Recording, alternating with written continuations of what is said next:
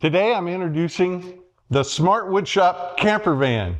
We know about the Smart Woodshop, and there are over 1,500 videos on this channel that started with the very first Smart Bench. It wasn't called that then, but that's what launched this channel. So what is smart about this camper van? Number one, I did not build it. I did not design it. That is what makes it smart. We have been wanting a camper van for a number of years. I've spent a long time looking, and I don't exaggerate, at every possible option on the market. We've had RVs before, really nice RVs. We've had a couple of Class C's and a Class A. The difference in a Class A, generally, those are the big platform buses, the larger ones. A Class C is a van or truck, pickup truck, cab, and chassis with whatever manufacturer's house built and put on it.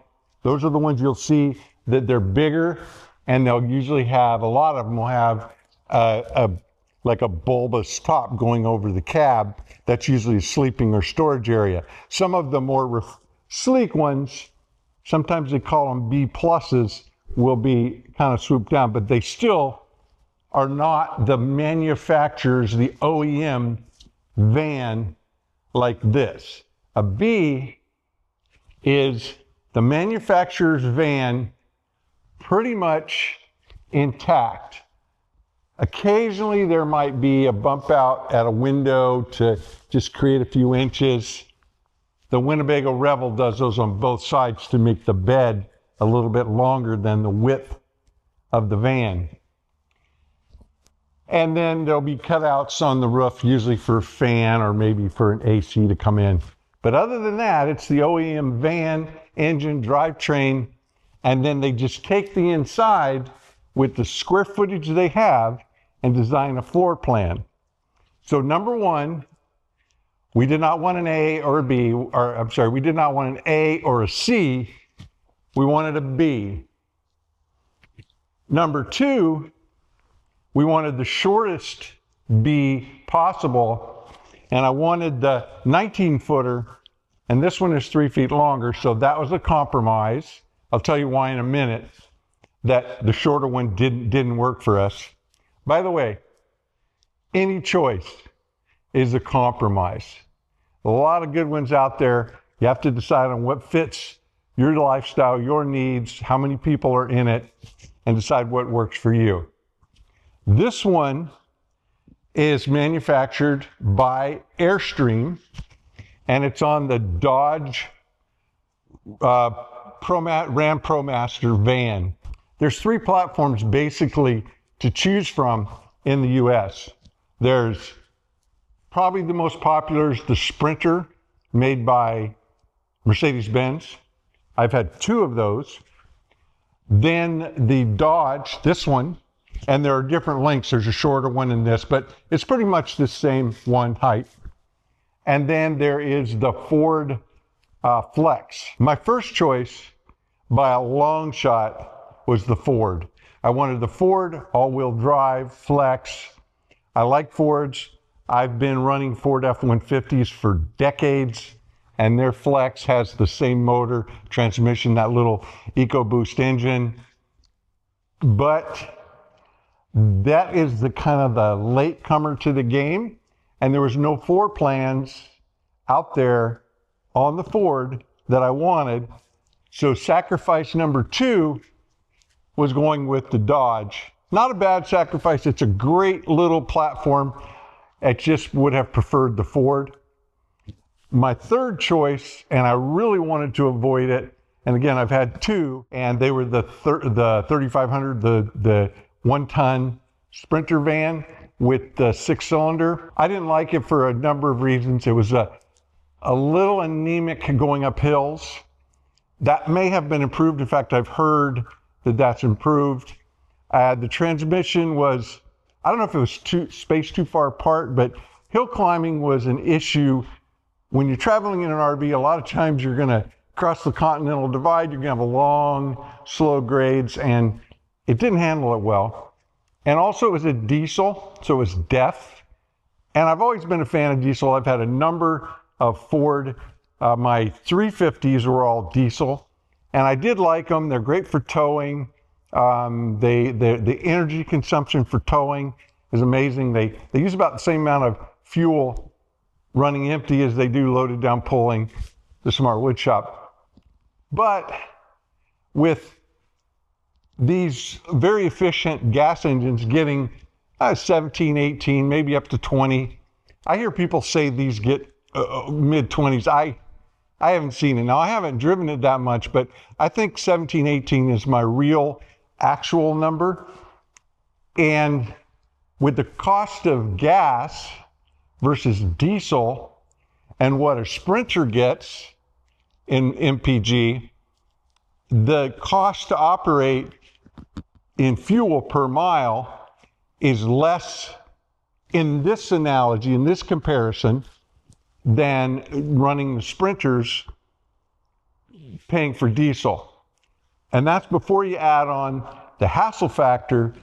Running diesel now, you have DEF, so you've got to carry DEF or buy DEF. Now it's easier. When we started, you'd have to buy it ahead of time and have a couple of gallons stored on board because they weren't everywhere. Now you can get DEF everywhere. So it's a lot easier now, but still it's an additional cost to purchase the DEF.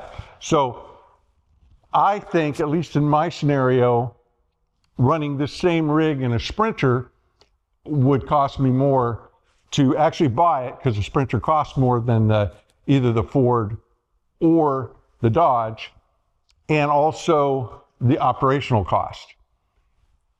I'm not sure how many service centers there are with the Dodge, but with the Ford, there's about 4,000 service centers in the US. With the Sprinter, there's about 400. I'm giving round numbers, but that's what I found out.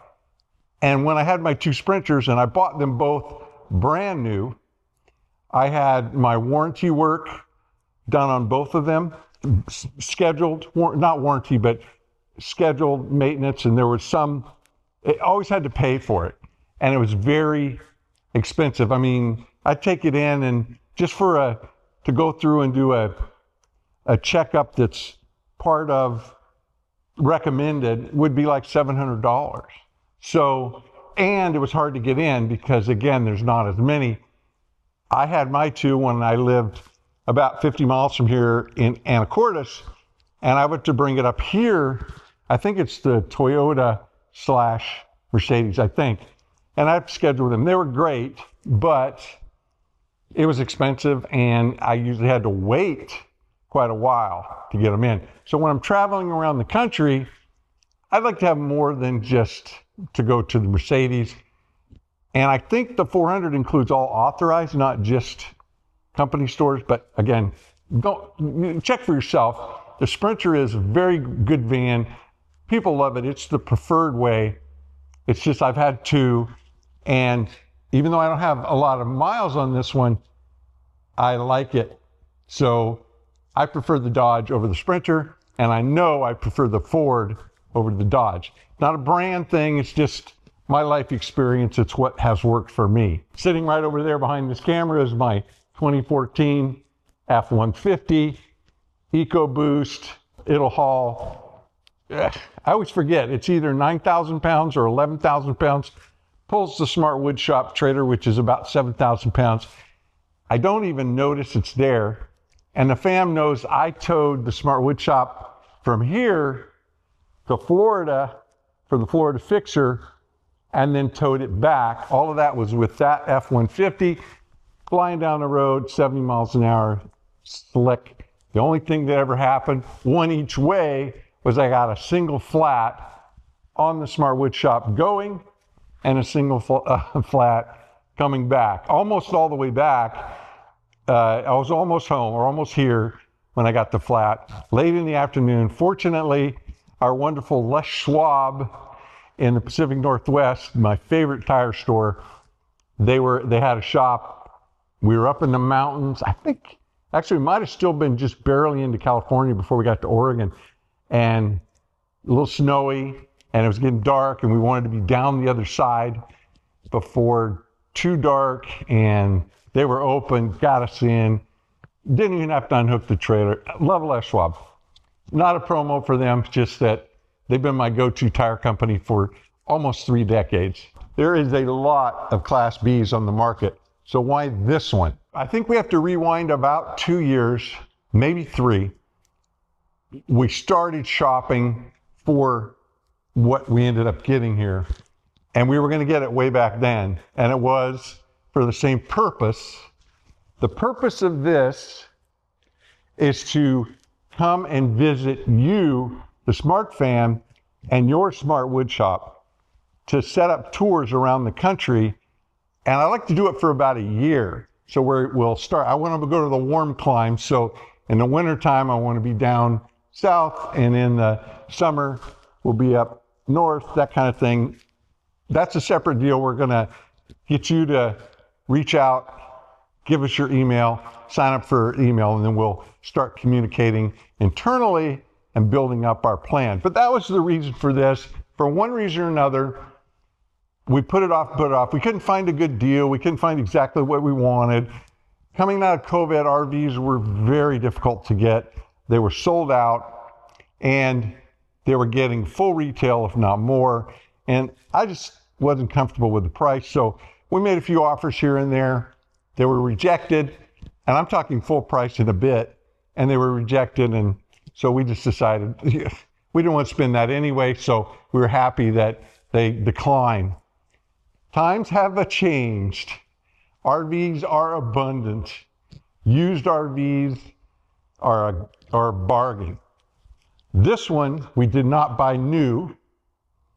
We bought it used. It was 2 years old. We bought it at the beginning of this year, 2 years old, with 12,000 miles on it.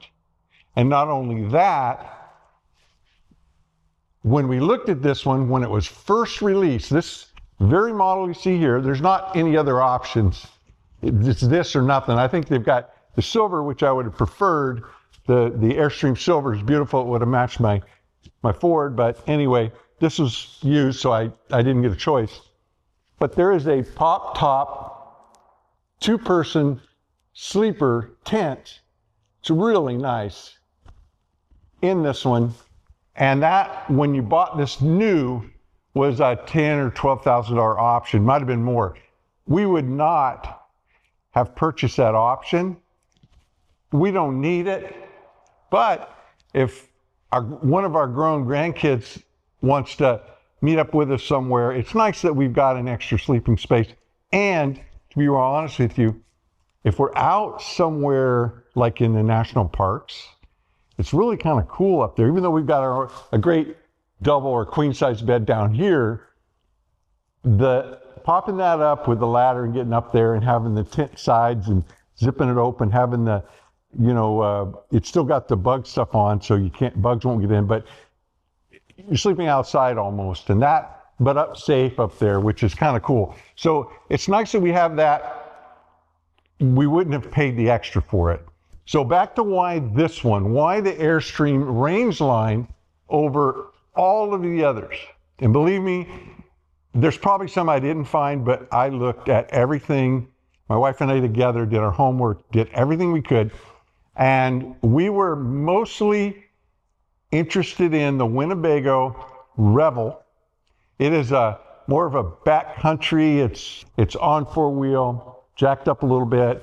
It's got a really cool bed in the back that is power, and it stays flat. You don't have to make it up, and it just goes straight up. So you can work underneath it.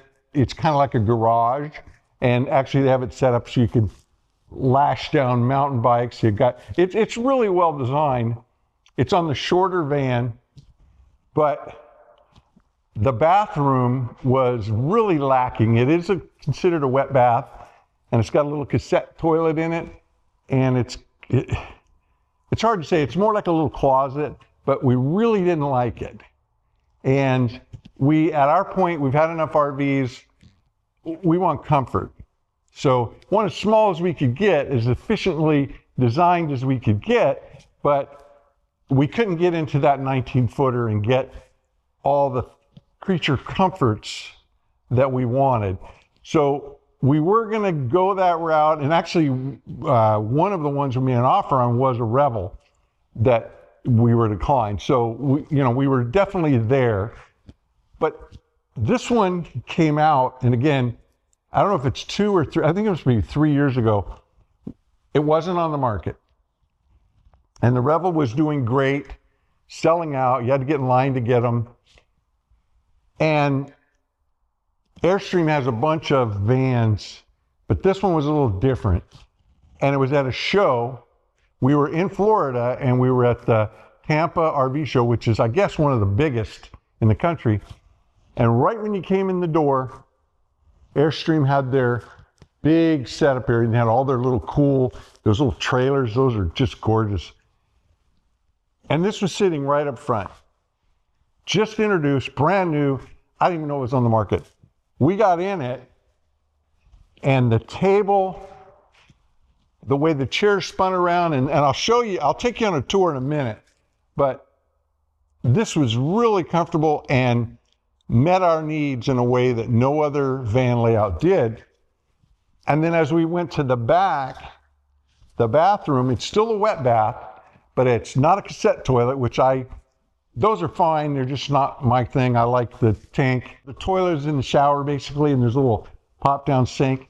It's not as nice as our other 2 Class C's were. Those were full separate. They weren't wet baths, but you can get a dry bath in a B, but you get into the extra long and then the dualies. And I didn't want to get into that. I like this. It's just a little bit longer, but it's the same chassis. And the number one criteria that we set for ourselves is we want our RV to meet our needs without having to convert something. So a lot of the Bs, really nicely done. You get in and you look at them, you think, wow, big table and the dining. They look really comfortable until you look around and go, oh wait, there's no bed. That's because you got to take the table down. You got to power the seat, and the real high-end ones from these guys cost a lot more than this.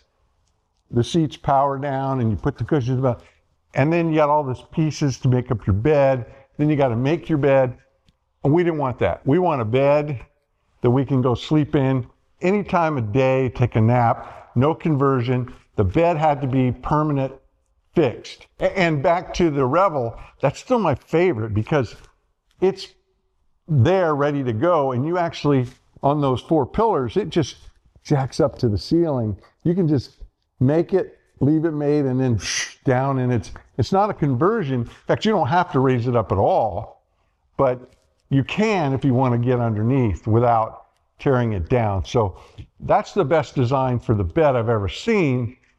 But again, the other things, it was a Winnebago's big strike, diesel, another strike, and the bath was just not comfortable. Not something I think we would actually use for shower. So this one we actually do shower in. So it's a usable wet bath versus just saying, hey, we have a wet bath. So we both, my wife and I, we had looked at so many, and we're so disappointed in that we just didn't find anything. And we both got in this one and went, this is perfect. Now the bed in this one will fold up like into 2 pieces on the sides. We don't do that. In fact, the mattress that came on it, and again, we bought this one used, and they had a topper on it. We took all of that out, and the trifold mattress, the 4-inch one that we've used for camping in the back of the F-150 for years, was really nice and comfortable, and it fit perfect. Now, we don't fold it up, but when I do want to fold it up and get in there and work on batteries or maintenance or anything, it's got the trifold, so I fold it up, it tips up, slide it right out the back, and then the frame of the bed folds up kind of like an accordion, and it's got slats, so it's a very, very comfortable bed with that 4-inch mattress, and we just don't need anything else. I sleep like a log in this thing. The kitchen is basic. It's got a little bit of counter. It's got a single sink, and then it has one of those induction cooktops. You pull it out, set it on the counter, and plug it in. Thinking about a modification of putting a flip-up table down here, and then the plug is right there. We can do our cooking and barbecuing and stuff right here and actually have more counter space. So that's a future mod. In fact, I'll talk about why this is smart, buying it like this than building my own. And part of it is the mods. It's appointed, pretty nice. Airstream did a nice job. The cabinetry, the way that the doors work, they've got great hardware, and they have these push button locks. You see how tight those springs are. They have a push button lock, so you don't have to worry about it coming off. Now, this is the most economical Airstream on the market. It's basic. Like the awning on the side, the big Thule awning, it is manual, and I'd really like it to be powered, but I have to pull out a crank and crank it out. In my laziness, I like to push button, have it go out, and have the lights on it. It does have the lights, the LEDs, and you turn those on right here. Nice little control system they have as well. But I took it in to an RV shop here in Bellingham. Great place. They've done work for us on our previous RVs, and they've done work on this one, electrical, and we're going to have them do other work for us as well. But they quoted us to pull this one off, mount the same one, but powered, made by Thule, was about $3,000. And I decided that, okay, I'm lazy, I want a push button, but I'm not $3,000 lazy, so I'm gonna just crank it out when we use it. The insides, the leatherette or pleather, whatever this is, if it's real leather, I don't know. It's nice looking, it's stitched well, and the seats up here are the same matched material, so it looks really good. Now, I purchased some custom-made seat covers online. They sew them up specifically for these seats, and I installed them myself, and I chose a black with kind of a carbon fiber look. I like that look, so that's why they look dark. And they don't make them for this seat, and I don't really need them anyway. Although we went online and found a cushion. We ordered it. They sewed it up. I mean, 18 by 36 and 2 inches thick. I could have gotten thicker, but that goes here, and that's just because the table height isn't adjustable, and Chris is more comfortable sitting up a little higher. So this is just to elevate, not for comfort. So that's an add-on that we picked up. The seat covers are an add-on. It already has a really big display, really nice infotainment system, and it's CarPlay, Apple CarPlay, so works with our iPhones.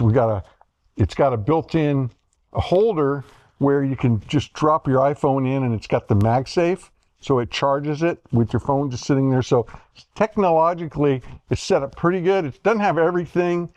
Didn't have the side view cameras, and it doesn't have that 360 camera. Dodge does offer it, but it's an upgrade from this, and I think we checked into getting it done, and it just wasn't doable, or maybe it was just too expensive because it was the entire system. So we do have the backup camera, and the dilemma with that is with most backup cameras, in fact, the one in the Prius, which we added, and the one in the Ford, we added that one, but the camera itself came with the original system, but didn't have CarPlay. Now it has CarPlay. But you can push a button and look behind you flying down the road. This one, it's impossible. We've had it into the shop, electronics shop, and they've checked with Dodge, and we've had it into Dodge, and there is no way to turn this camera on when you're going down the road. Yet, when you put it in reverse, it comes on, it's great, and you put it in drive. It's like, why can't we fake it in reverse somehow? But apparently, it just seems crazy, but you can't do it. If anybody knows about that, let me know, because I'd really like to be able to, with my bikes on the back, we're running down the road, I'd like to be able to, or we're going to change lanes. I'd love, since I don't have the side view, I'd love to be able to click that on and just see what's going on behind. It's just, we have all the hardware. It's just software to say, you know, turn on the camera. But it does have a good built-in audio system. It sounds good. We can play our audio books and our podcast, and we have Apple Music, so going down the road, we can listen to any song. So we really enjoy that it's all built in and we don't have to add anything. Our previous two, we had to upgrade the whole infotainment system at a cost of a few $1,000s to get CarPlay. CarPlay is anything we buy, it's got to have CarPlay. If we're buying it new, if it doesn't have CarPlay, we won't even look at it. And if it's older, then we know we're going to take it in and have a CarPlay head unit put in. So CarPlay is non-negotiable. If it doesn't have CarPlay, we are not driving it. The max fans in here, and in the bathroom, it has the air conditioner on the roof, which is back there. All that stuff works really well. We have I think it's called a Battleborn battery. This is all stock now. Battleborn battery, I think it's a 280 watt, and then a inverter that's a 2000 watt. I'd like to have a bigger battery and a bigger inverter. I took it in. There's not enough space to add another battery without taking up space under the bed. Don't want to do that. But because technology has changed, they can actually put a battery that's double the output, you know, like I think I said it's 250, 280, something like that. You can put like a 500 or 600 in the same space. And then the inverter, we wanted a 3000 watt pure sine wave pass through. We got a quote on that, and it was going to be about $6,000. We decided we'd hold off on that because we want to see how this system does. It does have a plug-in, so if we're at an RV park, you plug it in, it charges everything up, it'll run the house. And we have a little bit of solar, I think just under about 200 watts, one of those flex panels that, not rigid panels, it's on this pop-up fiberglass tent. It's on top of that.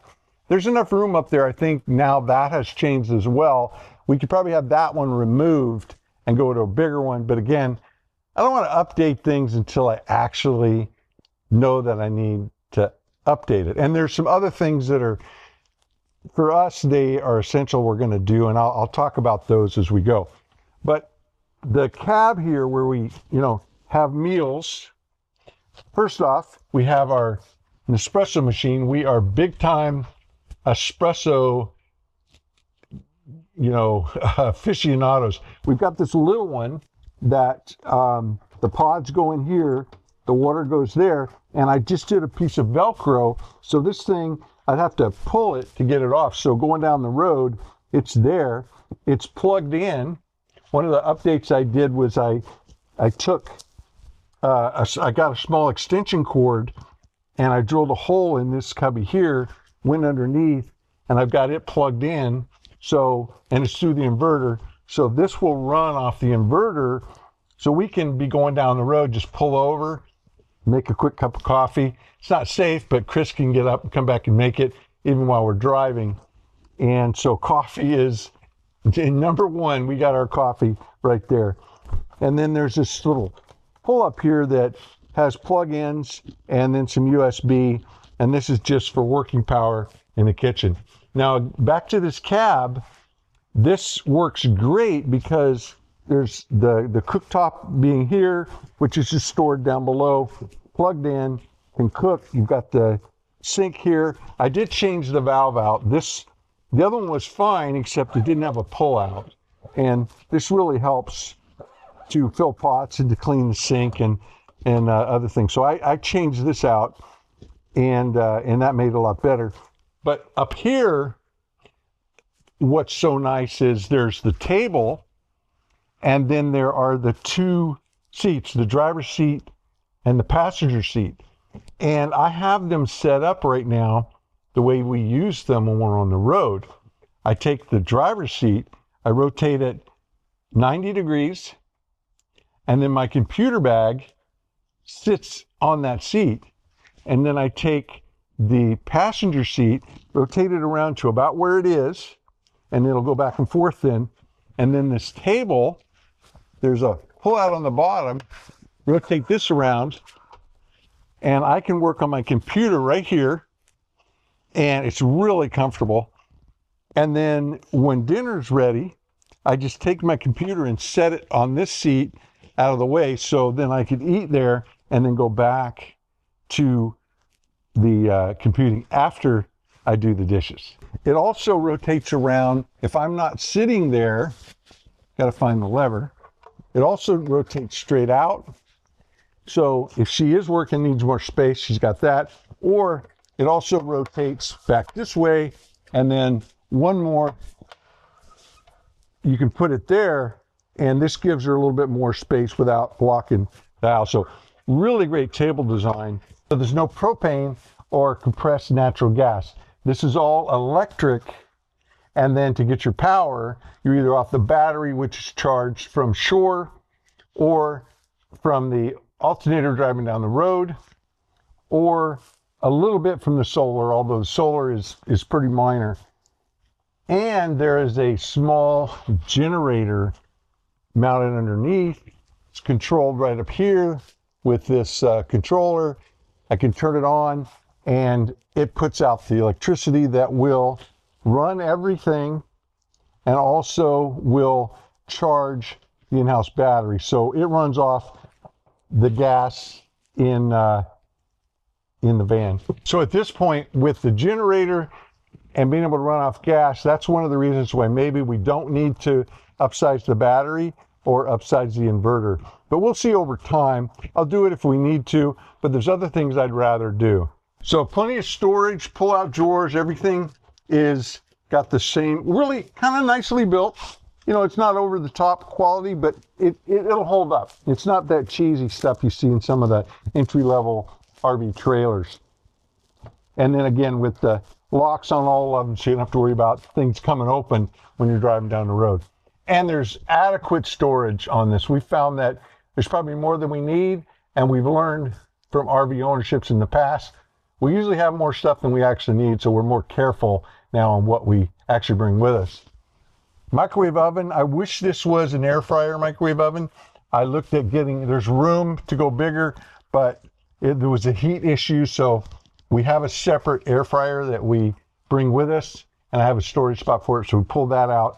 The air fryer probably do more cooking with that than just about anything else. Plenty of lights, all these LED lights throughout. And then the bed back here, again, we've slept in this a number of times. I think it's a little kind of closed down back there in a nice way, so I feel really safe and comfortable. And if it's a nice evening, we've got a drop down screen in the back so we can open the doors and just be partially outside, kind of like sleeping up there. Then we have storage above the bed on both sides, so plenty of room for our clothes. And then the bathroom has a toilet, very easy to use, comfortable, plenty of room, and there's a push button on it to clear it out. And the shower, again, it's a wet bath. The shower head, I did change out so that there's a off and on button. When, you know, probably the biggest drawback to this and any RV we've had is not power, not fuel, but rather water. We tend to run out of water when we're boondocking before anything else. So you have to be really careful with water. So our showers, we do get it up to temperature, which it does that really quick, and then quick wet down, leave it all turned on, but hit that button, it shuts it off. And then, you know, soap up and everything, and then, you know, a quick rinse off to save water. And if you don't have that button, you have to turn the valves off and then back on and get the temperature right. So I like it this way. I did the same thing in our other two RVs. I don't know why they don't just include those, but it's just a matter of buying a new head. And I found it on Amazon, put it on, it works great. And then there is a sink in here. It's kind of a quirky little fold down, but it works great for brushing your teeth. There's a little mirror. And then when you tip it up, it sort of dumps. I'll open it up and show you with this camera so you'll see what I'm talking about. So you can see the valve is here and the controls are there. And so you can wash your hands, brush your teeth. Got a mirror right here.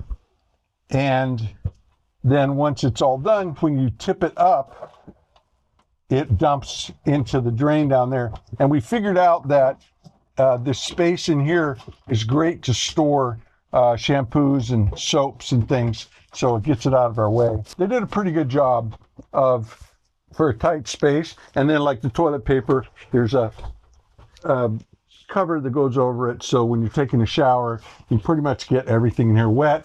And it's got this nice little door set up. I really like it, one of the best I've seen, and it keeps the water in, and it works really well. They did a good job with this. And this is a pantry. This is essential.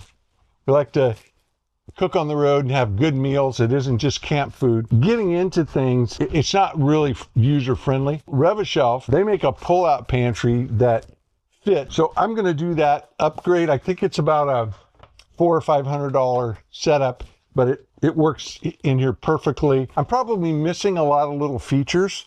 And if you will ask the questions in the comments down below or have some dialogue, and I see there's a lot of questions, I can make another video and cover things. But I wanted to give you a tour of this mainly because I wanted to convey that we bought our van ready to use for the most part over building it ourselves. We got all the tools. We got the Smart Woodshop. We can build cabinets. We can build cabinets for big luxury custom homes and have. So why not build out this? Well, when I did the math on this, there's a couple things. I looked at everything that I could find on the market, every option. And I looked at all the floor plans and things. And literally, as far as our number one choice, it was this floor plan after it came out. Prior to that, it was the Revel. Most of the others didn't work for us because they had the fold-out beds and things, and that was just a non-starter. We just would rather not have it than have a bed that we have to fold out. And I looked at home builds, and some people have done some beautiful jobs. I've watched 100 videos, maybe more, of people with no skills, but they build out their vans beautifully, or others where they have a shop do a lot of work for them. But even the highest end ones that cost $200,000, $300,000, even $400,000 by the time you buy the van and have the work done. Beautiful workmanship, the battery systems, the electrical, I mean, top flight. But none of them had a good design. They were like more on the camper side. So the showers, the bathrooms, a lot of them don't have bathrooms, or they have some little like cabinet. You open it up, you pull the thing out, you drop it to the floor. It's got a little get in, and it's like not a real shower. You're not going to use it. I mean, I understand it, but my wife and I wanted a usable shower. A lot of times we're just getting from point A to point B, and we'll pull over and overnight at the rest areas. You're allowed, depending on the state, most states allow you to stay like about 8 hours because, you know, they want you safe. So we'll pull in and we will grab our showers, grab dinner, go to sleep, then get up and go at 2, 3, 4 in the morning. So we're going from point A to point B. We don't want to pull off, find an RV park, pay to park just to spend the night. We're not even going to plug in, you know, we don't need anything other than just a safe place to stop driving. So having a shower after driving all day, we're not the camper types that go 2, 3, 4 days without a shower. We want our showers every day. All the options, like I said, the quality of the workmanship was better than this. And you could get exactly what you wanted as far as the batteries and the solar and the cook, you know, you ordered what you wanted within the confines of their designs. And some of them even had design houses where you sit down and tell them your needs and they do these custom designs. But again, I don't think any of those can compete with the big outfits, the Winnebagos, the Airstreams and those that have design studios can spend millions and millions of dollars on designs to get it fine-tuned and just right. And I design homes, so I've designed many houses that I've built, all the way from 1,500 footers on the small end to 7, 8, 10,000 footers on the big end, and all the detailing, and I'm very comfortable with design. But this is just different, and I hand the mantle over to those designers that do boats and RVs and these small spaces. They have us tools and accessories and groups to get together and figure this out. And I really think that Airstream did a really good job. We decided that these had been on the market, and all of a sudden we saw used of these. And this one we found just down the road, probably 50, 60 miles from here. So by going this route over building it ourselves, I think ultimately we're going to get a better product, because again, I don't have all the tools and everything that they have to put everything together. And it's going to be a little, yes, maybe my cabinets will be finished nicer and nicer hardware and all those things, but the detailing out of how they fit in the spaces, I don't have a CNC machine and or even the design chops to be able to really pull off what they pulled off in this layout and the other layouts that we've seen. So the smarts of this is buying it, and especially if you can get it used, but even if you buy it new, the way I bought my last two, and then taking it from there. I really believe you spend less money than you would doing one yourself. And if you think about resale, a home built, I don't care how nice it is not going to sell for as much. It's a one-off. I don't know about it. I want a Winnebago, I want an Airstream, I want a whatever brand, is out there. It's going to be easier to sell if you decide to sell it. And that goes the same with houses. I built a lot of houses for people as a professional builder, and the houses I built were, from a professional builder, designed by a professional, built by a professional. And when I would go up against the neighbor, which was a homeowner built, unfortunately, they just didn't compare. They saved a lot of money building their house, but they didn't build it at the professional grade. And I'm not talking about builder's grade. That's a different argument. I'm talking about a custom home builder that knows everything about everything, detailing from excavation and drainage and foundations and framing a certain way and all the detailing to bring something together professionally. It takes a set of chops and time and experience, and I don't have that for this, so by doing this, now I can update things, hence change the valve to the one I want, change the valve to the shower to the one I want, change the mattress. I am going to build a custom pull-out tray, and I'll make a video about it in the storage area under the bed. I have some bins under there, and I want to be able to pull them out. We're going to have camera gear, and I'm also going to have one of those plug-in freezers, refrigerator freezer, but we're going to set it up just for freeze to have a little bit of extra food. This one is great, except pretty small little freezer to keep a gallon of ice cream. So we're going to go with a separate one. I got room for it under there, but I want to be able to pull it out in the aisle. So I'm going to design a pull-out to go there, and I've already been working on it in SketchUp. And by the way, if you want to see me do these kind of designs in SketchUp, then let me know. I haven't done a SketchUp video in a long time, so I'd be happy to do a screen record and talk you through what I'm doing if you want a little more SketchUp tutorial about how real people that use it in the field to work. All the Smart Woodshop plans are done there. I've done a lot of remodels with it, a lot of new construction with it. So I use it in a specific way. It's got a lot more capability than what I use, but I know how to use it and build what I need to get permits and designs and be able to build something. So if you want more SketchUp videos, then be sure to comment down below so that, and I'll read those and see what you're kind of interested in. So back to the updates. I bought it. I like it pretty much. I do my updates. So I've done the 2 plumbing updates so far. I put the seat covers on the seats, and I'm going to build that pull out. I did have some electrical work done. I had a little bit of rewiring because some of the outlets were not on the inverter because the inverter's not big enough to run everything. But my wife and I are smart enough to know that we can't run everything at the same time, but we want the power everywhere because we may decide to use it over there versus over here. So this one wasn't on the inverter, now it is. The one over there for plugging in the computer wasn't on the inverter, now it is. So we just know that we won't be running the microwave and all the other things all at once because the inverter's 2000 watt will be limited. But it is pure sine wave. But you know, pull over and run this, it'll do it.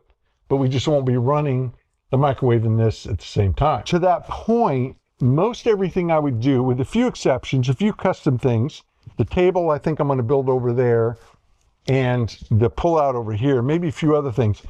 Most everything is buy and bolt on. Now the Sprinter series has a lot more available to it because it's the most popular of the vans. But there's starting to be more and more for the Dodge, and the Ford I think even has a little bit more.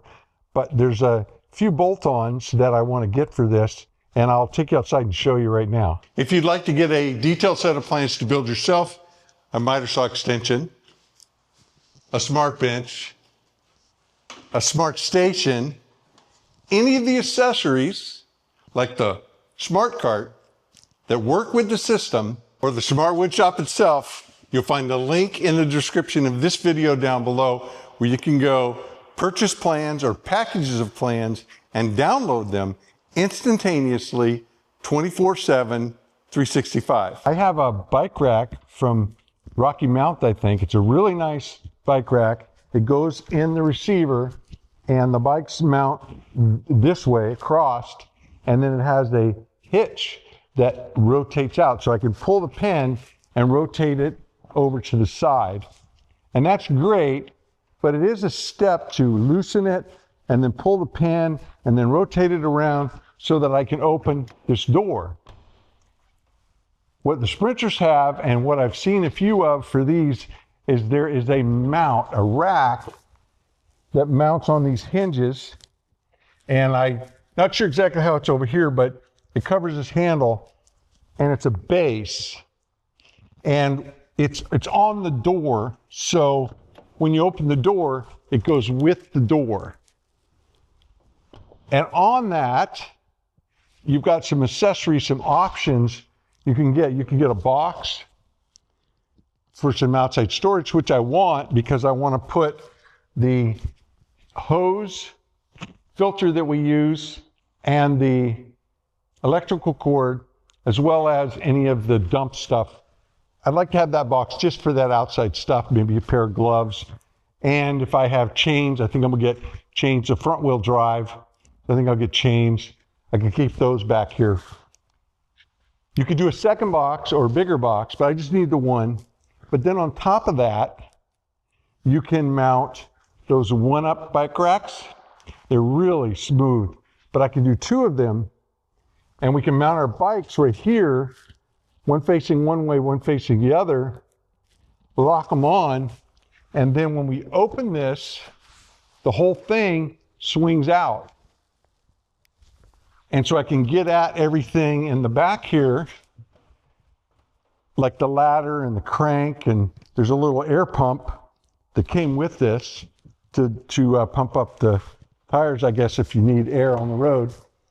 But to access things back here, you know, I'd like to be able to open this up, or if we're camping and we want to let the night air in, I want to be able to flip these open and have this screen zip down so that we can get that fresh air and the night sounds if we're by a river or something like that.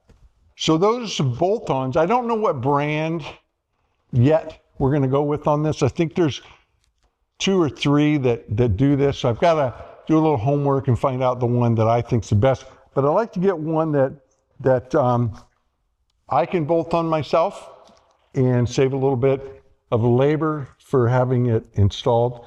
And then there's ladders. You can, as part of this, you can get a ladder. You can get another one for the other side and do different stuff. And they have like spare tire holders. And with this one, I don't even have a spare tire, so I'm kind of stuck on the road. You know, if I get a flat, I've got to call for service. So it'd be nice to be able to have a rack over here and then buy a spare tire that I can keep over there. And then with those, you can have the ladder built in that gets you up on the top if you need to get up there. So there's a, you know, and then there's, you know, if you go really off-road, we don't do that, and I probably wouldn't do it in a front-wheel drive anyway. But the ones that are, you know, more raised up and more off-roady, they've got all kind of stuff for, you know, again, big, you know, maybe an extra tire, and also the pumps and things built in that, so they let the air way down when they're off-road, and then they can just turn on a pump and they'll pump back up. So there's a lot of cool accessories you can get, particularly if you're off-road. But for me, I think just getting a rack, a box, and the ability to put 2 bikes on, and we'll be golden. Now, we do have e-bikes, and it would be nice if I were able to figure out a way to get an outlet over here with this so that I could just get the chargers out while they're hanging, plug it in, you know, strapped on somehow. Maybe in that box, maybe I could actually mount the chargers, or maybe just one of the chargers in there, and have a plug come in, and then just have a grommet or something to pull out the charger and plug it into one bike, charge it, then plug it into another. Thinking things through. But the bottom line is that I got a really nice base. I saved a lot of money getting it pre-done, better than I could have bought a van and fixed it up myself, trying to figure out what to do. So I got a good foundation. I can go out and use it without doing anything to it. And then I saved so much getting it used and pre-done that now I can take some of that savings and put on some of these accessories that don't come on those vans either. I'd have to add them to those vans as well. So that's why it's smart. I think that I hear a lot of people say, why don't you build it yourself? You've got the skills. Yeah, don't want to, got other things to do. I'd rather be behind the camera, you know, out filming or taking photos, or flying my drone and taking photos, or working in the Smart Woodshop. We're gonna be building ourselves a house and shopping for land. I got plenty to do. I don't need to take on a project that is not in my wheelhouse.